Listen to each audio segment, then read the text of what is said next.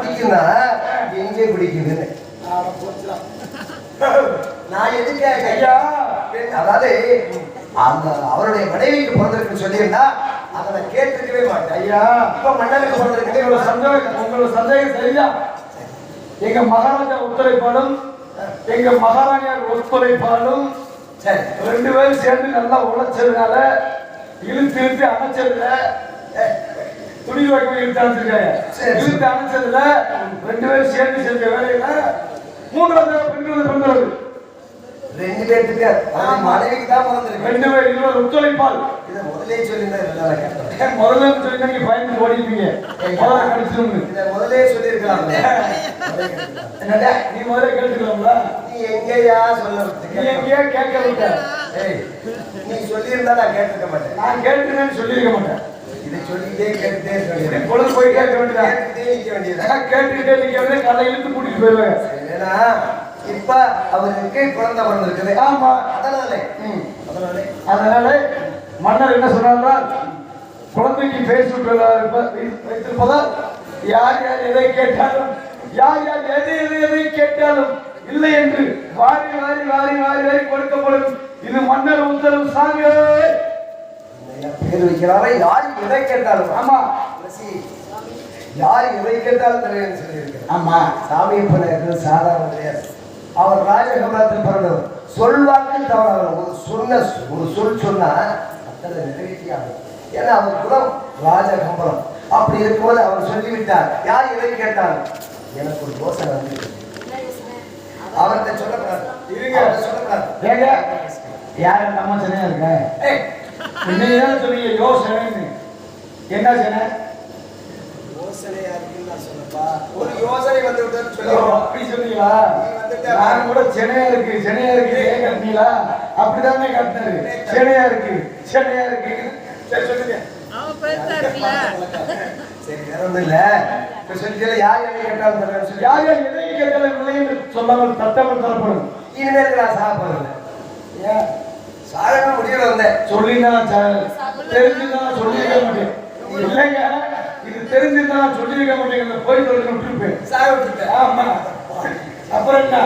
ஏங்க நீங்க செத்து இருந்தா நீங்க வீட்டுல இருந்தா சோறு கறி சோறு அடிப்போம். செத்து போட்டு எனக்கு என்ன வேலை? தப்படிக்கிற வேலை. அதுக்கப்புறம் என்ன பண்ணுவேன்? இளவு சொல்லி போவேன். அதுக்கப்புறம் இளவு சொல்ல போனா சும்மா இருப்பாங்களா? அங்க போறவங்களை கூலி கொடுப்பாங்க, அதையும் வாங்கிட்டு வருவேன். அதனால உயிர் உழைச்சது லாபம் நஷ்டம் எனக்கு ஏன் வயிற்றுல மண்ணலி போட்டு அடுத்து எப்ப சாகுற ஐடியா சொல்லிட்டு போ. சுவாமிஜி, அவர் சொன்னதிலிருந்து அர்த்தம் எனக்கு புலப்படுகிறது. அப்படி இருக்கும்போது அவர் என்ன சொன்னா தெரியுமா? கவனித்தாயா? அந்த சாமி இப்ப நாயக்கர் யார் எதை கேட்டாலும் தருன்னு சொல்லி இருக்கிறார். யார் எதை கேட்டாலும் கொடுப்பார்கள். எதை கேட்டாலும் கொடுப்பார்கள். எனக்கு ஒரு யோசனை வருகிறது.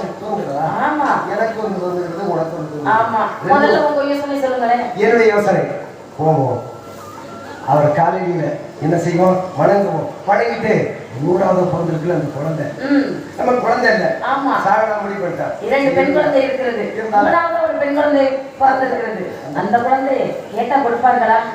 இப்பதான் யோசனை. அப்படியா? நீங்களும் அதனால அதைத்தான் நான் நினைக்கிறேன். இருந்தாலும் 3வது பிறந்த குழந்தையை நம்ம கேட்கலாம். அதற்கு அவர் மறுக்கவே மாட்டார்கள். ஆமா, அதனால கண்டிப்பா அவர் கொடுப்பார்கள். அதனால அவர் போய் பார்க்கலாம். கொடுத்தா வாங்குவோம். எங்கேயும் போய் சாகுறதோட அவர் காலேஜிலே வந்து சேர்த்து போயிடலாம். ஆமா, சரி.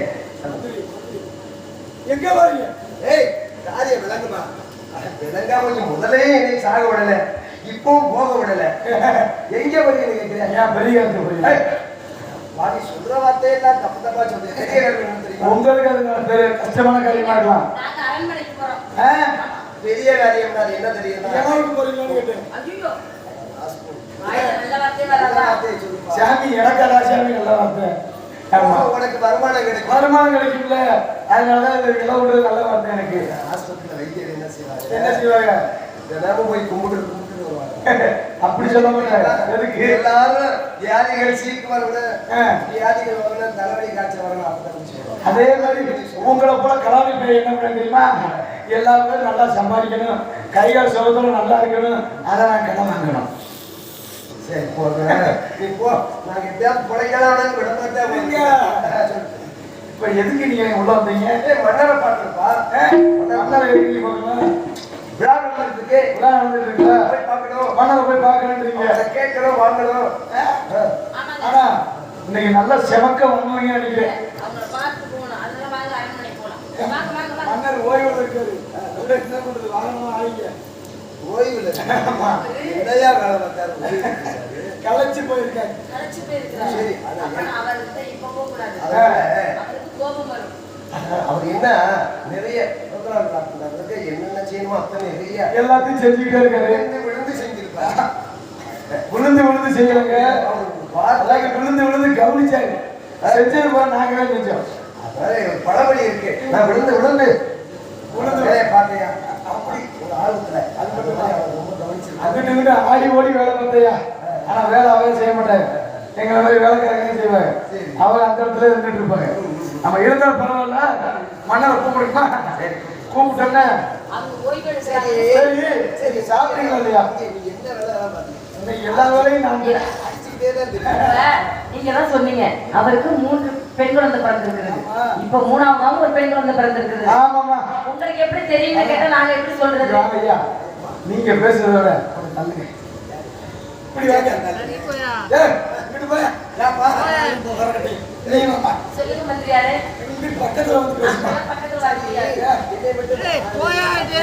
அந்த வந்தியா எனக்கு ஆம்பளை கண்டல ஆகாதியா. தள்ளுங்க நீங்க பேசுறீங்க. ஏங்க என்னமா? என்னுடைய பார்த்ததே கிடையாதா?